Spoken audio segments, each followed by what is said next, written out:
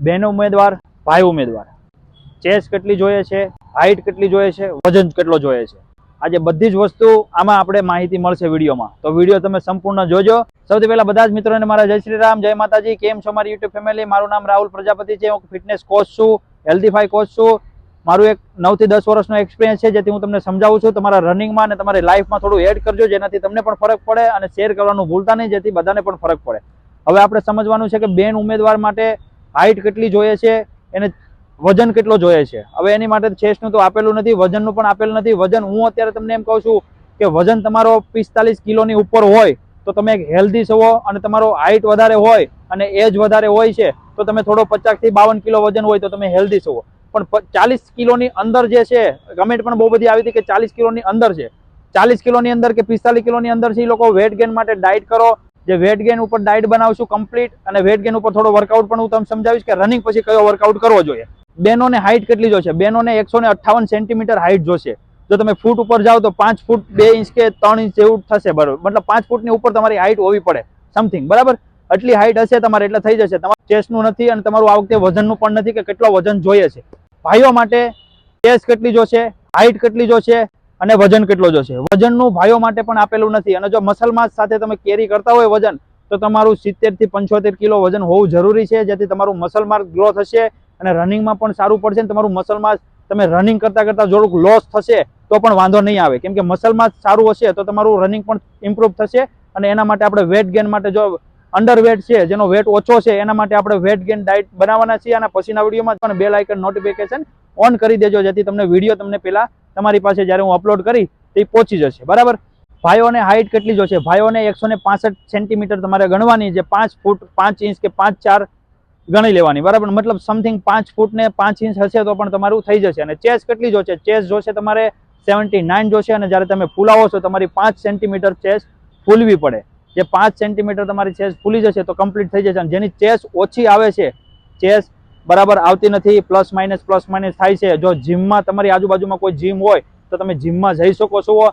અને જો તમે સુરતમાં રહેતા હો તો આ એડ્રેસ ઉપર મારી પોતાની જીમ છે, ત્યાં આવો, મને મળો, હું થોડો વર્કઆઉટ તમને કરાવું. અને તમને જો સારું લાગે તો તમે જીમ જોઈન્ટ કરી શકો છો. જીમ રનિંગ કરતા કરતા પણ તમે જીમ કરી શકો છો. પછી તમે વર્કઆઉટ શું કરી શકો છો જેથી તમારી ચેસ્ટ બ્રોડ થશે, ચેસ્ટ તમારી ખુલી જશે. જો હું તમને સમજાવું છું કે રનિંગ કરતા કરતા તમારે રનિંગ પછી તમારે વર્કઆઉટ શું કરવો જોઈએ, તો રનિંગ પછી તમારે વર્કઆઉટ પુશઅપ મારવાના છે. તો કઈ રીતના મારવાના છે હું તમને સમજાવું છું.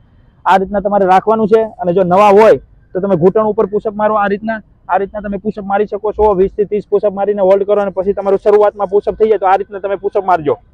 1, પછી હોલ્ડ કરો ઉપર. આ રીતના તમે પુશઅપ મારજો, જેટલા લાગે એટલા.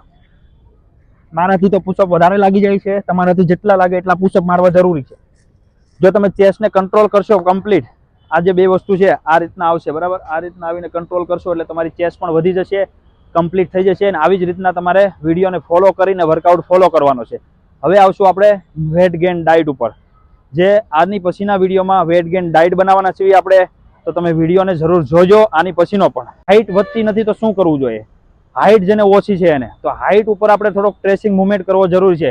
તમારી પહેલા એક જેનેટિક ઉપર રોલ કરે છે. જો તમારી જેનેટિક કમ્પ્લીટ હશે તો તમારી હાઈટ વધવાની છે 100%. અને જો હાઈટ અમીનો પ્રોફાઇલ તમારી પૂરી થઈ જશે તો તમારી હાઈટ વધી જશે. કઈ રીતના અમીનો પ્રોફાઇલ પૂરી કરવી જોઈએ? તો અમીનો પ્રોફાઇલ પૂરી કરવામાં ખાવશો તો એની સાથે તમે દાળ લ્યો. દાળ લેશો તમે તો અમીનો પ્રોફાઇલ પૂરી થઈ જશે. એવી જ રીતના તમે શેણા ખાવશો તો રાજમાં મગ અને દહીં લઈ લો, તો એની સાથે તમારી અમીનો પ્રોફાઇલ પૂરી થશે.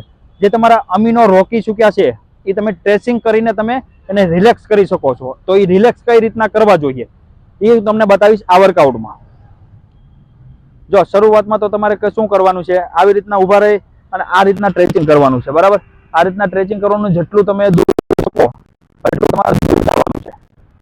તમને વધારે દૂર બતાવીશ તો તમને ખબર નહીં પડે, એટલા માટે હું તમને અહીંથી બતાવું છું કે જેટલું તમે આ રીતના ટ્રેસિંગ કરશો, આ રીતના તમારે ટ્રેસિંગ નબળું કર્યા કરવાનું છે, બરાબર. આ થઈ જાય પછી આ રીતના તમારે આવવાનું છે નીચે.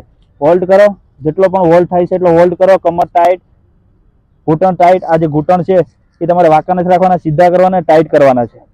જે તમારું કાપ સ્ટીક, ગ્રુટ્સ અને બધી વસ્તુ તમારા લેગના મસલ પણ ખેંચશે, અને તમારું હાઈટ વધવાની જે ગ્રોથ છે એ પણ વધી જશે. આટલી વસ્તુ તમે કરશો એટલે કમ્પ્લીટ તમારો હાઈટ વધવા મળશે.